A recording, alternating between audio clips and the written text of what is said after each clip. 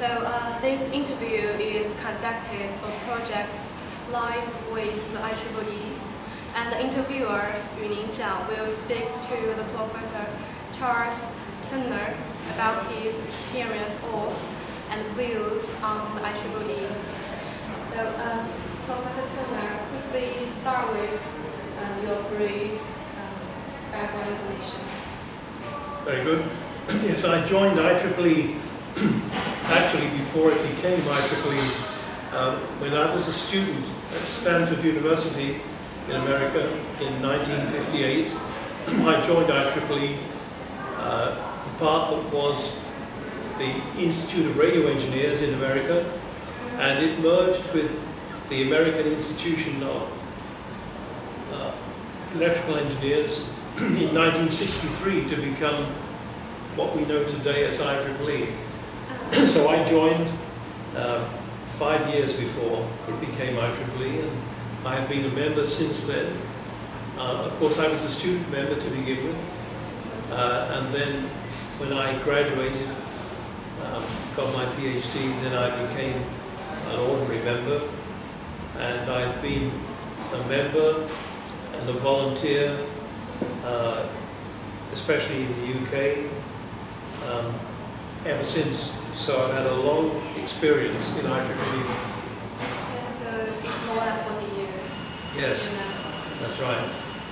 And I've enjoyed many interactions with other members.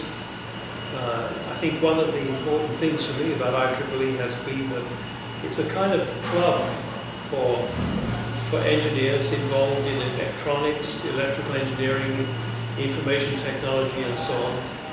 And the thing that you learn from IEEE is that it's a terrific source of information about all kinds of data that you need in order to do your job.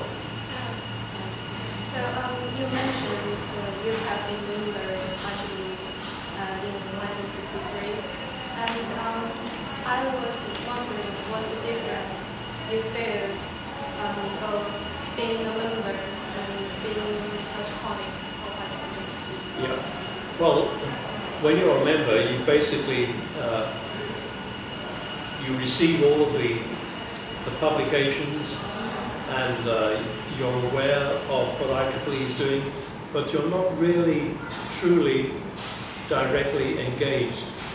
When you become a volunteer, then you're plugged into this fantastic system serving hundreds of thousands of members, and you really get to know IEEE as an organization. So I would say that I really got to know IEEE through being active. I started off as the student advisor when I first came to King's as professor of engineering in 1971. I was asked to become the student councillor for the UK and Republic of Ireland section, and that's when I got involved. It's a long time ago. It's a long time ago, and of course IEEE was much smaller in those days. We think of it as very large now, with over 400,000 members. I can't tell you how many members there were in 1970, but I would guess it was 100,000 or so it was much smaller. So do you think is there any steps that you feel is extremely important in the development of IEEE? I mean, from like the members of 1002 today. I think there's still a terrific need for volunteers, because although there are thousands and thousands of volunteers worldwide, and you have to remember that IEEE operates now in about 150 or so different countries, and not many people realize that most of IEEE's members now live outside of the USA. When I joined, almost all the members lived in the USA, but now that's completely changed. So we need volunteers from every country which is represented in IEEE. And there's still, I would say, an urgent need for more young people to volunteer, giving up a small amount of time to help organize activities. Yes, so the IEEE was founded in the United States, and do you think there are some ways to the IEEE officers should take into consideration in the development of IEEE in like the United Kingdom and outside of the United States? Yeah, I think that's a continuing challenge to IEEE because it was founded in the United States.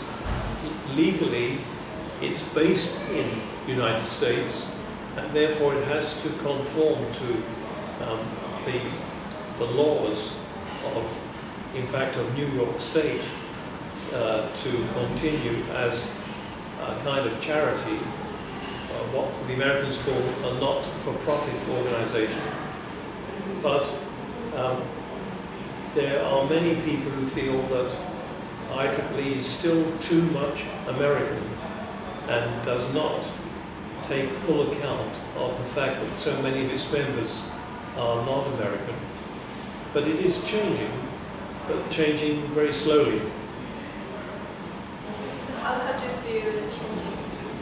I think that more and more members from outside the United States are working in the most important committees of IEEE.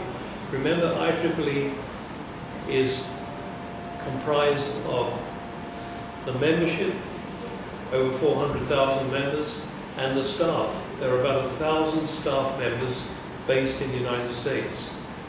And more of the important committees are now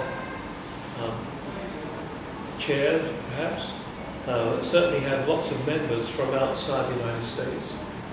But that has been a slow process and it isn't complete. I think we still need to get more volunteers from countries like China, India, from continents like Africa and so on, and Europe. We want them to participate more fully in IEEE committees. And you have already done many works in this part, you say? Yes, I served on the board of directors. The directors of IEEE are elected by the members, and I was elected in 1992, and I served on the board of directors as a director of Region 8, so that's Europe, Middle East and Africa, from 1993 to 94, and I was the worldwide secretary of IEEE in 1995.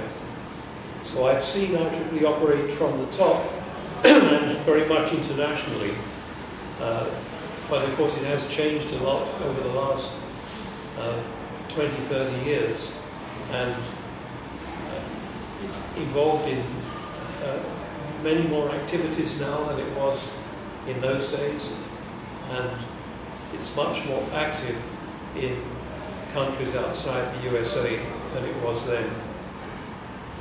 So from your 23 years of experience, have you noticed the changes maybe in the universities regarding to IEEE?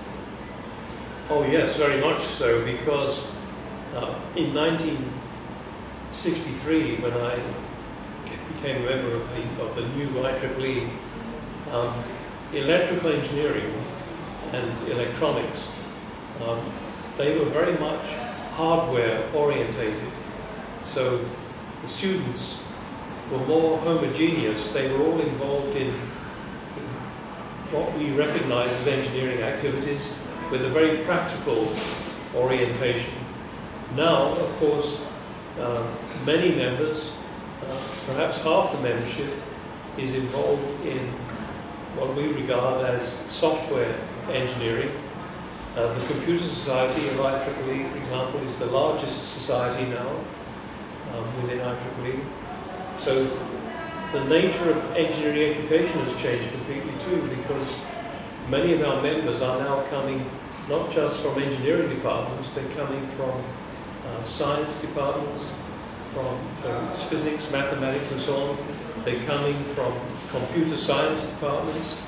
So I would say the more and more of the members joining now are not engineers in the old traditional sense.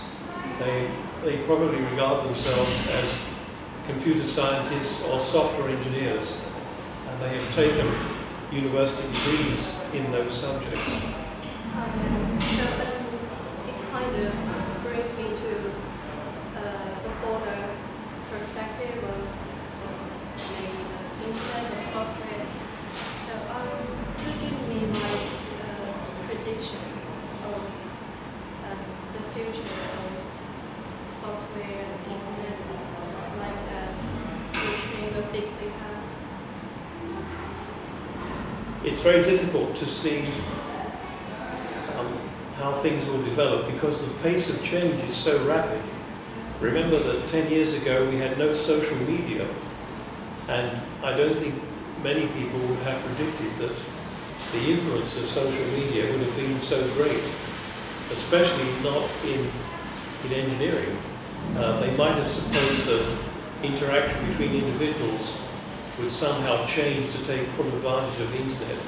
I don't think they anticipated the impact it would have on business and industry. And so, looking ahead now, it's very, very difficult to extrapolate from our current experience to know just how important these additional applications of the internet will be. I think one can say that everything we have today to do with the internet will be enriched in some way. The integration with mobile communications, of course, is going on rapidly and will develop more. So I think perhaps ironically, some of the biggest changes are going to take place in what we regard as the less developed part of the world, where virtually everybody anywhere on the globe will have full access to an impressive range of services offered through the internet. It's still really hard to say. I think it is. You can certainly think of new applications, of the way that the internet and all of its related services will benefit mankind. I don't think it's so easy to predict whether this will fundamentally change the way that we live. For example, I can see many examples of technological change which actually haven't made a great impact on the lives of ordinary people. And to take a trivial example, when you buy a product like say a digital recorder these days, or even a smartphone, there are many functions that you'll never use. Yes. The manufacturers have built in these functions, but most of them, in fact, are rarely used. And so, in a certain sense, looking into the future where we have this huge accessibility to internet services, you can't be sure that each and every one of them is going to be an advantage to the human race.